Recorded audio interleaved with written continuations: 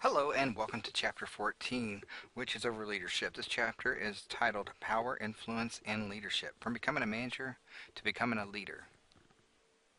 Now, first of all, you can start off your chapter just by thinking about this. Are there differences between a manager and a leader? And the answer is yes.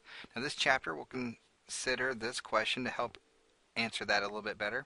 The chapter will discuss sources of a leader's power and how leaders use persuasion to influence people. The chapter then considers the following approaches to leadership: trait, behavioral, contingency, full range, and 4 additional perspectives. Let's go ahead and take a look at our objectives now for the chapter. Alright, the chapter is broken up into 6 different parts. The first part is over the nature of leadership, wielding influence. After reading this part of the chapter, you should be able to answer this major question. I don't want to be just a manager. I want to be a leader. What's the difference between the two? The second part of the chapter is over trait approaches. Do leaders have distinct personality characteristics? So after reading this part of the chapter, you should be able to answer, what does it take to be a successful leader? The third part of the chapter is over behavioral approaches. Do leaders show distinctive patterns and behavior, or different patterns of behavior? This major question that's tied to this part of the chapter is, do effective leaders behave in similar ways? The fourth part of the chapter is over contingency approaches. So kind of answer, does leadership vary with the situation? So you should be able to answer this question after that part of the chapter is, how might effective leadership vary according to the situation at hand? The next part of the chapter, part 5, is over the full range model, uses of transactional and transformational leadership. After completing this part of the chapter, you should be able to answer this major question: what does it take to truly inspire people to perform beyond their normal levels? Then we'll conclude the chapter with the 4 additional perspectives. And you should be able to then answer the final question: is there any way, or if there are any ways to be a leader, which one would describe me best? So as we move into starting this chapter, we should obviously first define what leadership is. Now, leadership is the ability to influence employees to voluntarily pursue organizational goals. Leaders manage and managers lead, but the two activities are not synonymous. Now, managers do planning, organizing, directing, and control. Leaders inspire, encourage, and rally others to achieve great goals. And you can see how Table 14.1 here kind of summarizes characteristics of being a manager as opposed to characteristics of being a leader. And you can read through those and compare those and see how those differences are coming to light. Now, in the workplace, many people are capable of exhibiting managerial leadership. And this is defined as the process of influencing others to understand and agree about what needs to be done, and the process of facilitating individual and collective efforts to accomplish shared objectives. The influencing part is leadership. The facilitating part is management. In considering management versus leadership, in the book we talked about, or we read about, Harvard professor John Cotter suggesting that there are complementary systems of action. Management is about coping with complexity, whereas leadership is about coping with change. And management is necessary because complex organizations tend to become chaotic unless there's good management. Companies manage complexity in 3 different ways. The first one is determining what needs to be done. That's done through planning and budgeting. Managers set targets or goals for futures, establish steps for achieving them, and allocating resources to accomplish them. The second way is creating arrangements of people to accomplish an agenda. This is done through organizing and staffing. Managers create the organizational structure, hire qualified individuals to fill the necessary jobs, and then devise systems of implementation. And the third way companies encourage complexity is ensuring people to do their jobs. This is done through controlling and problem solving. Managers monitor results versus plan, and the plan and organize to solve problems as they arise. I'll say it once again. Managers monitor results versus plan, and then plan and organize to solve problems as they arrive. Leadership copes with change in 3 ways. Determining what needs to be done, kind of setting a direction. It's where leaders strive for constructive change by developing a vision for the future along with strategies for realizing the changes. The next way that leadership copes with change is to creating arrangements of people to accomplish an agenda, kind of aligning people. And lastly, ensuring people do their jobs, both in motivating and inspiring. Leaders try to achieve their vision by motivating and inspiring people to change to keep moving in the right direction despite obstacles to change. Now, managers plan, organize, and control, but they don't necessarily have characteristics to be leaders. Management is a process that lots of people are able to learn. Leadership is more visionary. Authority is the power to, or is the right to perform or command. Power is the extent to which a person is able to influence others so they respond to others. Now we have personalized power, which is power directed at helping oneself. And socialized power is the power directed at helping others. Now, within an organization, there are typically 5 powers that leaders may draw on: legitimate, reward, coercive, expert, and referent. Now, legitimate power, which all managers have, is power that results from managers' formal positions within the organization. This power may be exerted both positively and negatively, i.e. as a praise or a criticism.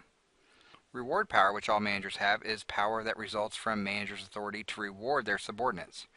Rewards can range from praises to pay raises, from recognition to promotions.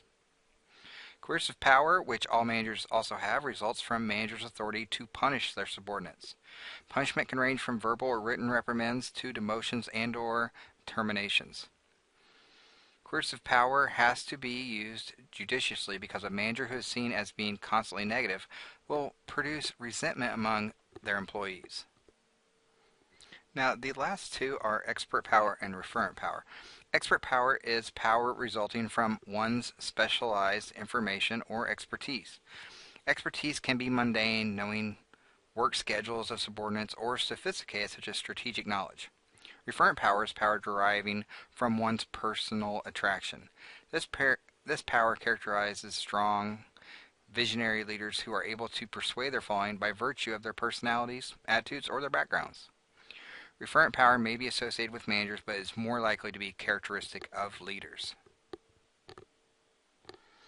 Now, the next several parts of the chapter are over these 5 principal approaches or perspectives on leadership. They are, as you see here on figure or table 14.2, trait approaches, behavioral approaches, contingency, full range, and then there are 3 additional perspectives. Now, trait approaches to leadership attempt to identify distinctive characteristics that account for the effectiveness of leaders. Organizations can apply trait theory in 2 ways. They can incorporate personality and trait assessments into their selection and promotion process.